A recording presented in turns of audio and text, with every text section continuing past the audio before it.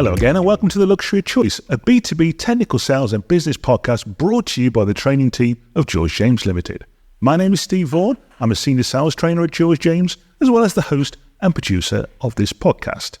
Once again, I'm joined by my colleagues, Jonathan Cooper and Pru Layton. And Pru, you're looking very well. You've just been on holiday, I think. I definitely have, especially if you've checked my calendar, Steve. I got back late last night, so... Well, thank you for doing this then. Where'd you go? So I went to an island, a Greek island called Lesvos. Okay. We go every year to share a bit of personal information here to go and watch the bird migration with our binoculars and our sandals, and we spend all day outside looking at birds and making a list. And this year we saw 128 different species. Wow, 128. Wow. Yeah. Yeah. I'll have to get you on the other podcast that I do, the photography podcast, but that's a topic for another day. Because your husband Simon's a big photographer of birds as well, isn't he? He is. He has about 40,000 photos to check through. Wow. Okay, that's going to keep him busy for a while. Until next year. Actually, we were doing something similar. So my wife and I have just come back from a week. I don't know if you say on Orkney or in Orkney. So if you're an Orcadian, I apologise if I got that wrong. But we've been to Orkney anyway, which is a long way to go.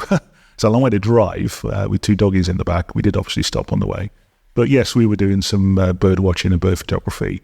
Sam was saying, oh, look, there's a bird there, stop. And like, I'm driving down the road, like I suddenly stop and pull over. But she saw lots of interesting different birds. Not that I know what they were, but I also got to look around some of the history up there as well. There's loads of history, stuff from 5000 BC. So that was super cool. Yeah. But Jonathan, you didn't go anywhere, I don't think. No. You were running the show while we were enjoying ourselves. That's right, yeah. I was just feeling bad for you, Steve, because the Highland Park distillery was closed for refurbishment, wasn't it? Yeah, on Orkney. Gutted. So I was just in work for you for 2 weeks, yeah. But no, it's my favourite whiskey as well. Oh, I know. This one of mine too. It's great. So no, I didn't go anywhere. Well, thanks for running the business while we were having a break. Well, I know you've got some holiday plans in the near future. So back to business, and I'm full in with training. I know you both are as well. But we're going to move on to another part of the sales process. So we've gone through lots of aspects of the sales process. So we started this podcast. We've looked at what the sales process is. We've looked at prospecting. How to run a great sales visit. We looked at negotiation, which perhaps was slightly out of sequence.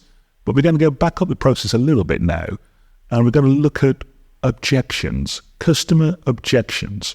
And what we're going to look at today, or talk about today, is why do customers raise objections, and what objections are really, and why they may not be, and here's a little teaser, why they might not actually be bad news if we do get customer objections.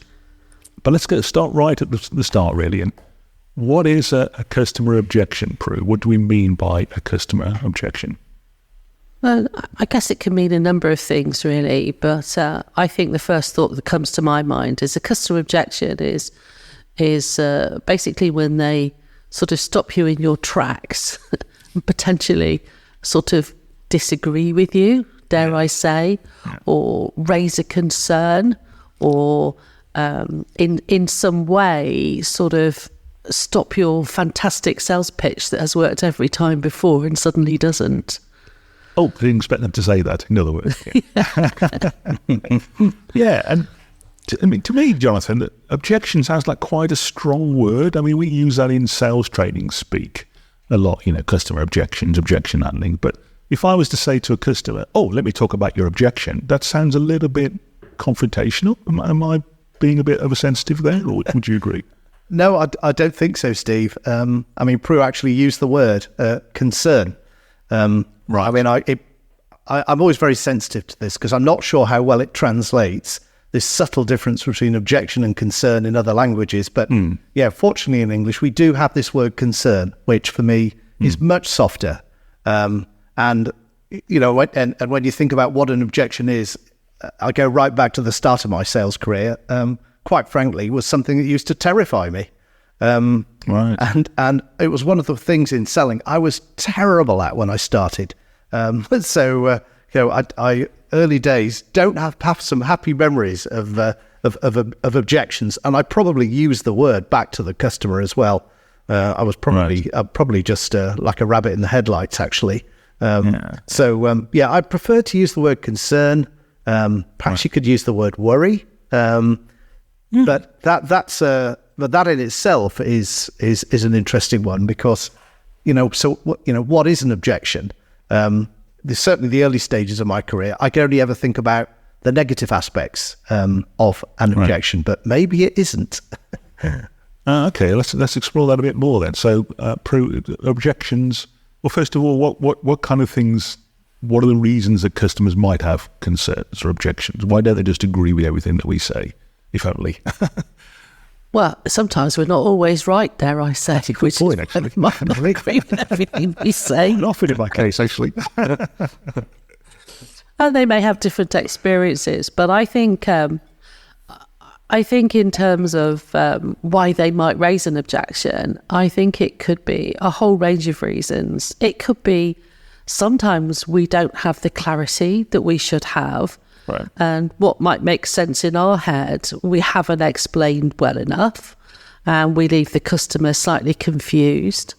I mean, I'm sure we've spoken previously on some of these podcasts about active listening and how important it is to actively listen and how hard that is. Well, let's also put the customer's shoes on. They're not always actively listening either. So it may be that we feel that we shared something, but they just weren't listening or were distracted at the time.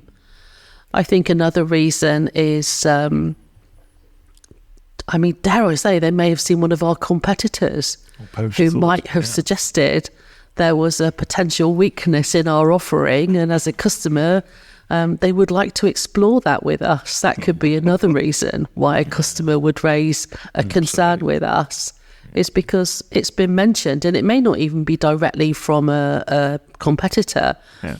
We know that so many of our customers these days do a lot of research and look at groups way before they've seen us. So they may have got a strongly held opinion from a colleague or from something they've read or a group on LinkedIn that they've looked at. And that could also be a source of one of these objections or concerns, as we say.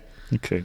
So but I'll let Jonathan have the happy news to say a good reason why a customer might raise an objection. I'll hand that one over to you. Not a hospital pass this time, Jonathan. Hospital pass. Not a hospital pass. Right, good. Right. Okay, he's an open goal then, Jonathan, for you. Anybody who doesn't understand football, apology for the football analogies. But anyway. Or soccer, if you're listening the other side of the water. Soccer, if you're American, yeah. Well, it is Monday morning, so I'm not sure I've had enough coffee, so I hope I'm going to get this one right. So what is an objection? Hey, it's an opportunity. It's a buying signal. Right, that's what it is to me. Did I pass, Pru? Yes, you passed. Oh, good. Yeah. Good. So put it in the top corner, 1-0. Yeah, and it's and as I gained experience, and I think because my start in selling was so rocky with respect to objection handling, when somebody gave me that definition, and I can't remember who did, but it was I thank them so much if they're listening, and they happen to remember giving me that. It just changed my whole perspective, on what objections were, right? What concerns were from a customer perspective, because I now just looked at them in a completely different way. And Pru's right. There's just so many ways they can arise, and with all of the information that people are bombarded with, it's not that difficult to get confused. And if you are presenting a really complex principle, key principle, or something that's pretty complex. Sometimes it isn't just enough to present it once or say it once. Sometimes we need to reinforce it. It may be clear to you, but how clear is it to the customer? Do we explain things in the most simple way? I don't know.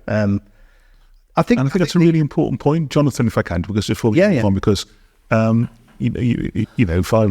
visiting Pru, I'm the salesperson, and Pru's my customer, and Pru says, I want it delivered by September. That's a fairly obvious thing to say. But if we've gone through a very technical, think of the people who listen to this podcast, our customers, the people that we train. Many were selling very, very technical products and services. And even, I'm a scientist a long time ago, but I struggle sometimes to understand the things that they sell. So you can see how that misunderstanding could happen, and the objection or the concern would be purely not of some kind of ulterior motive or some kind of cunning plan laid by our competitors, but just generally the customer has thought we've said A, but actually what we've said is B. Yeah, you're nodding, Pru. Yeah, you agree? Yeah, I agree. I think, we're not always switched on all the time in terms of our listening. And so neither are customers. They're often distracted and busy and, they have things. And I think the other thing I wanted to raise, thinking about it, is that we end up with this shorthand speak that we use inside our businesses. That's a good point. And sometimes, we will use a term that's very familiar to us. I often think of one of the things we talked about on qualification was ROI, a classic one. Yeah. And depending on where you come from, ROI can mean many things. It can mean Republic of Ireland. Yeah. It can mean the classic return on investment. Or if you are a spectroscopist, it could be region of interest. Oh, wow, so, yeah, ROI is a region of interest. I think there's a quiz here for the listener. So inside our own businesses, particularly with a lot of technical information, we use these shorthand forms or ways of saying things. And sometimes customers won't question you, won't stop you in your tracks, and they may just have simply misunderstood, and that's okay. Yeah. You remind me of the time I went to work for Thermo Fisher, which is a great organisation, of course, but I think it took me 3 months before I got to know all the 3-letter acronyms that we used in the business.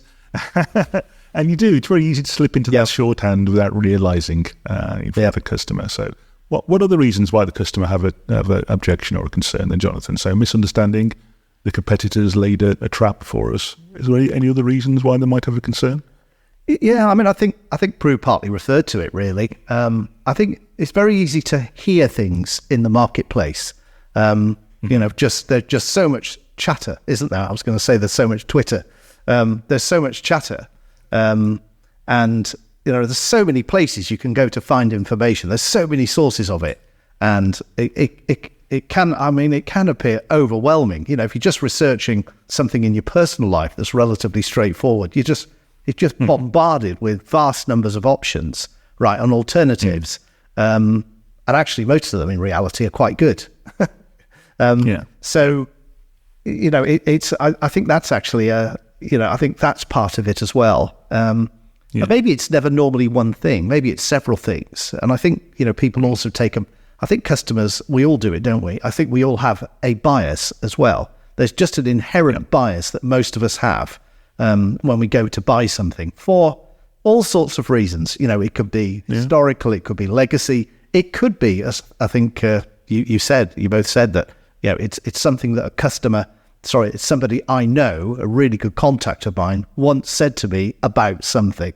It's almost a rumour that can cause it. And I think, that it's just that general, there's just several things perhaps can sort of come together, to do that, which can cause these to arise. Yeah, good point. You do get these sort of almost urban legends that go around the industry sometimes. Everybody knows this. Where's that one come from? It's strange. And I think some companies have been absolutely brilliant at building communities.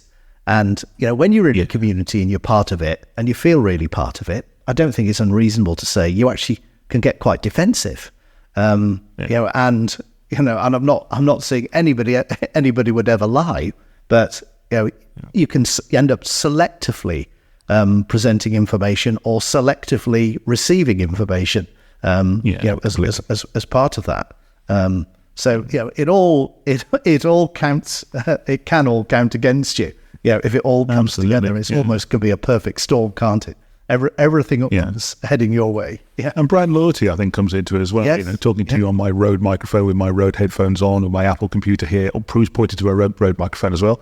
Other microphones and computers are available, dear listener. But brand loyalty does come into it, doesn't it? And I think that happens a lot in our industry as well, Pru. People get comfortable with a brand that they know and a supplier that they know, and then perhaps we use objections as a reason to justify that bias almost. Yeah. So I think the other thing I was thinking about was one of the reasons that a customer will raise an objection is, when we get closer to a decision, when we're evaluating, when we're in buying mode, we're evaluating all the options and we narrow them down, and brand loyalty will definitely play a part, and opinions that we've researched. My husband is obsessed with looking at Trustpilot for everything, and I go, it's just full of rubbish, don't do it. But anyway, what happens is, I think we have a very open mind. If you think about how we make decisions, we have a very open mind when we're evaluating. And the closer we get to actually deciding, am I going to go A or B, it's a really natural human reaction to then have some doubts about the decision you sort of made, and you want to test it. So I think that's the other reason that objections happen, is because before I finally go, yes, Steve, you've got the deal, it's very natural for me in my head to go, am I sure? Am I certain? Should I just check? Have I thought about this carefully? And whether we're making a small purchase or a big purchase, it's just natural, isn't it, to do that? It is. And I think in terms of our sales conversations, that would very naturally come out as a customer objection or concern. They're not saying I'm not going to. What they're saying is, make me feel sure or make me feel certain. I've just before I finally make the step, I just want to check. Absolutely. And I think, and as we get closer, we know as sales professionals, when people are coming to that decision-making time, I think we can get very sensitive when suddenly a customer objection rears itself. We thought, this was all going so well. Where did that come from? You're totally right, Pru. You and I have been working with a large US-based company now on a training program for most of this year so far. And one of the things we do, and you wrote it in the objection handling, is a role play. And it's deliberately designed. The buyer brief for the role play is that the person's new in role. And when people are new in role, they're very, very risk averse for obvious reasons. Obvious reasons. Do you think, Jonathan? Yeah, you'll see nodding. Yeah. I think there's a lot of things to pick out of that one. Thanks, Pru. Yeah, we'll go for it. I think you're right. I think if I sometimes think we get very used to talking in large sums of money. Many salespeople, even if even if inverted commas they're selling lower cost products, often those can be bought in a considerable unit number. So actually, some of those reagent and consumable deals can run into millions and millions. Absolutely. But I think it's really important we think about the customer psychology through this. These can be some huge decisions. I'm trying to wrap my brains on whether we've touched it on a previous podcast, but that human emotion, that personal emotional driver. As I was always taught, people make emotional decisions, buying decisions, and then spend hours and hours rationalizing them. I think that's right. There's there can be a lot at stake here. If you're spending a large sum of money, it's a project which has got significant visibility inside the organization. It's not surprised that we end up being tested, and these hurdles and these barriers appear. I always like to think it in terms of de-risking the decision for people, and welcoming objections, welcoming concerns. I think if you're finding them, it's a good sign, because they're buying signals or they're opportunities. If you're not finding them, quite frankly, I'd worry. I really would. Why? I agree, but why? Why? Because it's never that smooth, is it? What did Edgar Allan Poe say? And I think you have to just be a little bit skeptical. What did he say? And I know I'm going to get this wrong. He said something right. We should put it in the notes. He said, only believe half of what you see and nothing of what you hear. Right. Now, maybe that's a little extreme. Okay. And I know somebody will correct, but it's a really good way to sometimes think, if there are no concerns, there are no objections, why? Really? There must be something somewhere, and certainly for the person that may be in the organization hidden, who maybe doesn't want our project to succeed, they'll certainly have them. If we've not met them, we may never hear them, we may never see them. If we've not found out any way of understanding how they're thinking, we might not ever see them or hear them. So that's just some thoughts there, which might be interesting. Lots of things come out of that, for future podcasts, complex sales and people with different roles in different organizations and the part they play. Hold that thought, listener. We will come on to that in the foreseeable future. But I want to go back to something you just said and take it up with Pru, really. So, and this might be somewhat of a surprise to perhaps inexperienced or new salespeople on listening to this podcast. That objections are good news. God, they're great news. Yes. And let's just explore that a bit more. So why are they good news? They're good news because a customer who raises a concern with you or raises a doubt or whatever you want to call it is actually going, help me understand. It's a way of saying, help me get this right in my head, help me understand. So I think that they have to be good news because all they're asking or searching for is confirmation or something to be restated in a way that they understand. So what they're asking you to do is to help me understand so I'm making a good decision. So an objection has to be good news because it says, I'm interested.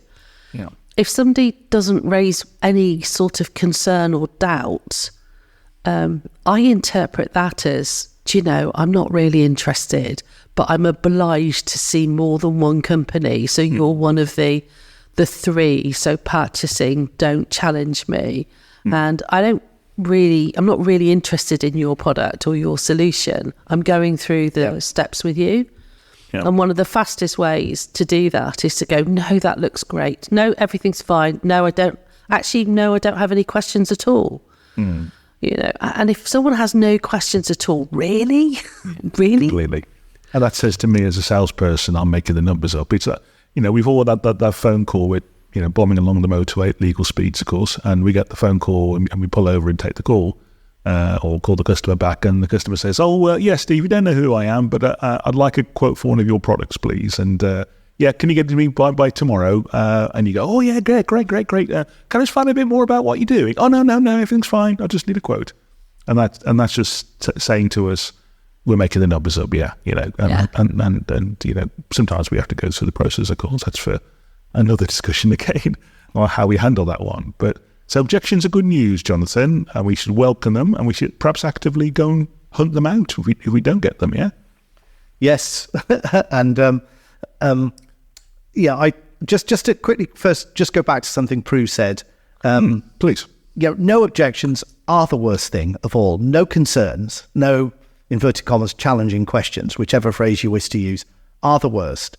To me, they're worse than inverted commas a false objection, right? Okay. And there are without going into too much detail because it'd probably take up the rest of the podcast.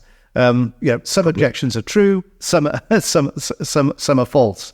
We'll come back to that, and I want to explore that. Yeah, okay, great. And I do think that, and whether you're facing a true or a false objection, that's better than absolutely nothing, really. I think it's it's just critical that we do make every attempt, and now to come back to your point, Steve, to pull these concerns and these objections out. We should be finding them, quite frankly, as early as we can in the sales process. The worst thing that can happen. Why is early in the process? Yeah, because there is what is the worst scenario? The worst scenario is getting towards the end of our sales process. The customer's nearing the end of their buying process, and then an objection is raised. And we look at it and think, oh, thank goodness for that. We can handle it, okay? We can handle it in terms of the topic, the subject, the content. But what we can't do is handle it in the time that's left, right, for the sale to run. Right. And sometimes you can just run out of time. And I remember losing, a significant order because I ran out of time to handle the objection. I found it too late. And I just regretted. And of course, guess what? It went back to qualification. I should have listened better. I should have asked, some follow-up questions, and I would have almost certainly uncovered it. Okay, it was my mistake. I got it wrong. So that's why, get them out early. And of course, it helps you make that fundamental decision. Do you want to play this opportunity or not? Do you want to play this deal or not? Makes sense. And because the objections we find when we're having those initial conversations with the customer, to me are just great. Find them, dig them out. You can even raise them, dare I say. Yeah, why not? Yeah, meet them head on. Yeah, no, exactly. So, I mean, it's really good points there, I think. And I guess if we're going to lose the sale, it's best to lose it at the get-go rather than after we've done a load of work and a load of effort. If we were never going to win it in the first place, it's best to know that at the start. So, I think great salespeople are good at losing their orders early. That doesn't sound slightly counterproductive, yeah. And I guess it's another reason for forecast slippage as well. Yeah, we get an objection we weren't anticipating, and we've got to do a lot more work now, and that's now had an impact on the forecast, and it's now got out another 3 months. So let's come back to this point about false objections, which again, for newer salespeople listening, they may not know what they mean by that. So, what is a false objection, Pru, and why would a customer raise one? So, a false objection is, I guess, I kind of think of them as a barrier that you can get over. So if it's a false objection, it is a concern the customer has, but it's something that you can navigate, right, and actually either minimise or resolve. You have two choices when customers share them. We can't always resolve every customer objection, but we can definitely minimise many. A real objection is something that's a showstopper. Right. If a customer has a real objection to your offering, it means that there is something the customer absolutely needs and we absolutely can't do it. And that could be a whole range of things. So it's a roadblock. Yeah, it is. It's an absolute roadblock. It's a hurdle or a barrier that you can't get over. And whilst we may be frustrated that the customer wants something that we don't have, customers have choice and we have to respect that. Absolutely. It might be that we just don't have that thing that fits for them, whether it's a compliance thing, whether it's a performance thing, whether it's an availability thing, or dare I say, whether it's a budget thing. There are a whole range of things that we may not be able to totally satisfy the customer on. Sense. So a false objection is a hurdle, a barrier that the customer puts in our way, but we can navigate it. And is that kind of saying that the customer, shock horror, isn't always 100% accurate with us, Jonathan? Or dare I say truthful? No. I was careful there, Morris. Very diplomatic of you. Yeah, we're very careful. That was a hospital pass. I mean, yes, it was. I think there are some. I think definitely sometimes, Steve, we see objections arise because they're hiding something. There's something they don't want to tell us. And I remember a deal I lost when this customer gave me all sorts of excuses once, and I shouldn't say who the customer was, of course, but it was a large research institute in central London. And, I had all of these reasons and none of them made any sense to me at all because, none of them actually had any impact on the ability of the customer to do their work, perform their application. Anyway, it was about a year and a half later when I employed the salesperson that did get the deal from the competitor. And he told me this. He said, just didn't like you. They thought you were a real cocky so-and-so. There you go. So that so that was the reason. Yeah. So good learning for me. And it was. Customers won't always like us, will they? No, they won't. And a great tip there, by the way. If you sense that, and let's face it, most salespeople have got very good emotional intelligence. If you sense, and I was just blind to it at that point for whatever reason. If you sense that it's going to be very difficult for if there's no chemistry, there's no relationship, they're very difficult to have that sort of immediate or personal bond with somebody in some way, then you should substitute yourself out. Find a colleague who'd be far more suitable to actually go and sell to that customer. Yeah, we try and hire salespeople, don't we, that actually can go and sell to anybody, but that's tough. That's really tough. No, that's right. And I know the type of customer that's my nemesis. And I have to be so self-aware and so careful when I'm selling. So there we go. Yeah. That's lots of good learning for future podcasts.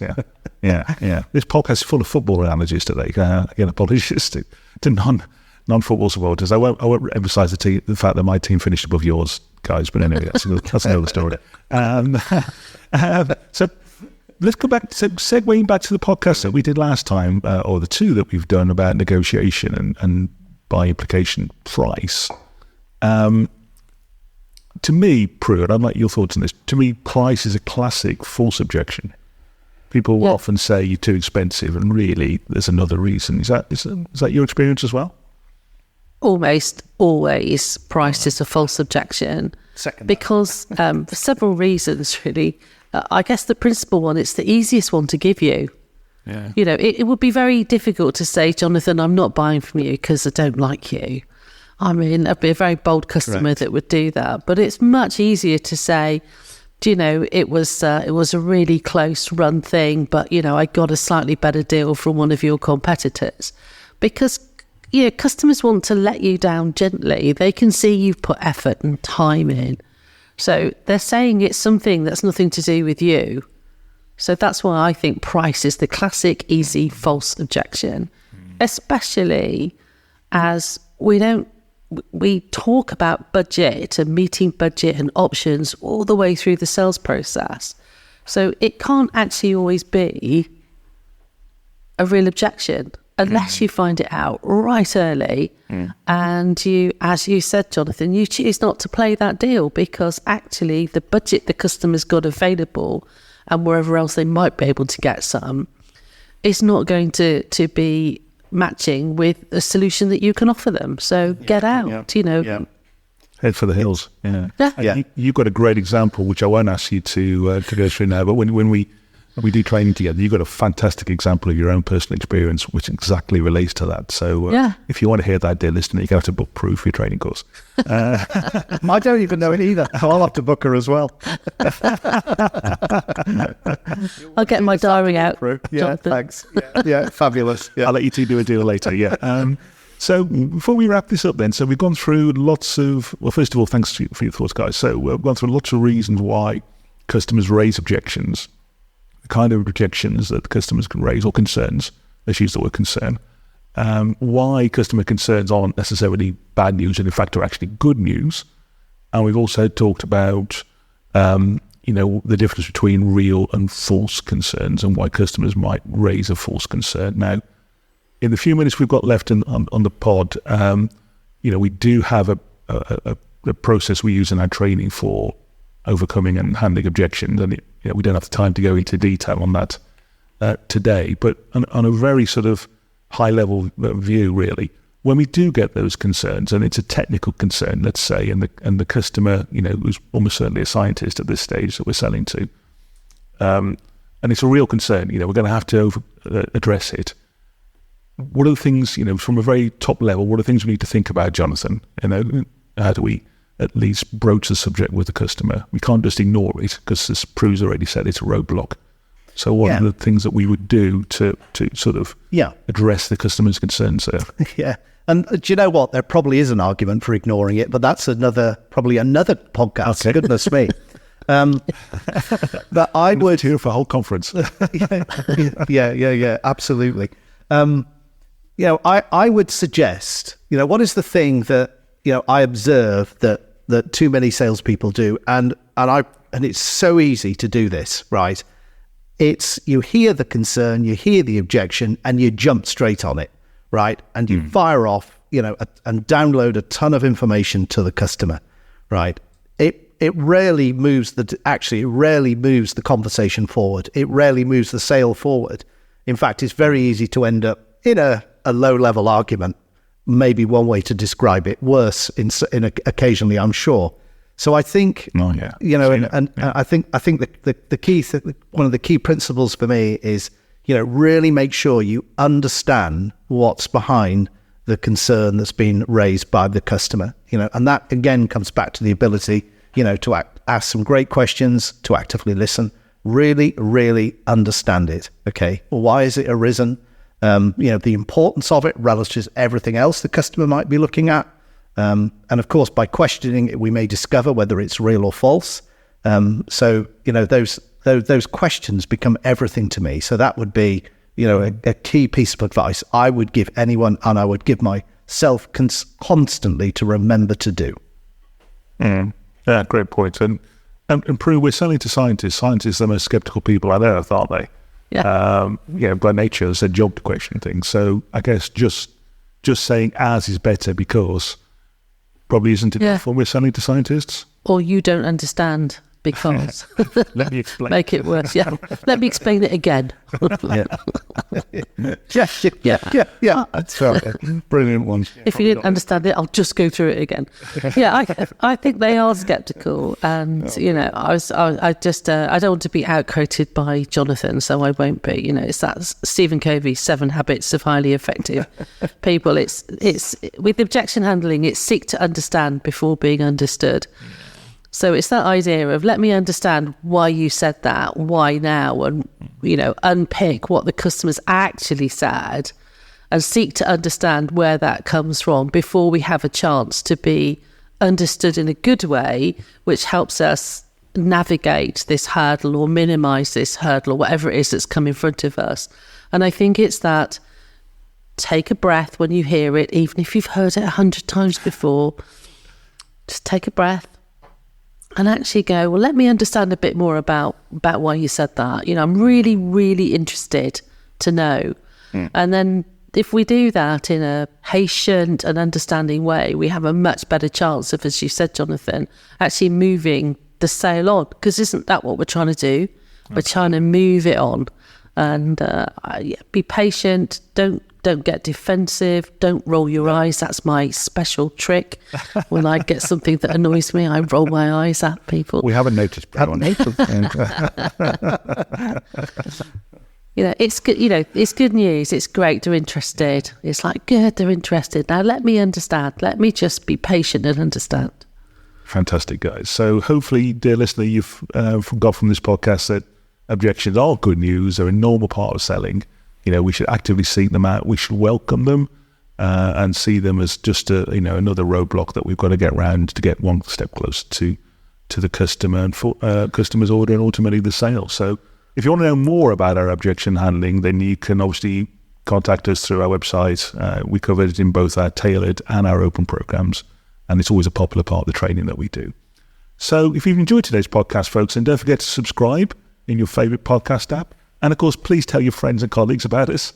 Also, we would love you to leave a review on either Apple or Spotify. It really does help us in lots of mysterious ways. And you can also contact the show if you've got a question, if you want to email us about anything we've said, or even just disagree with us, or even if you've got a concern, dare I say, then you can email us. And the email address is just podcast@georgejames-training.com. That's podcast with a capital P at georgejames-training.com. I'll be back again in 2 weeks' time with another special guest interview. Until then, folks, happy selling, and we'll talk to you soon.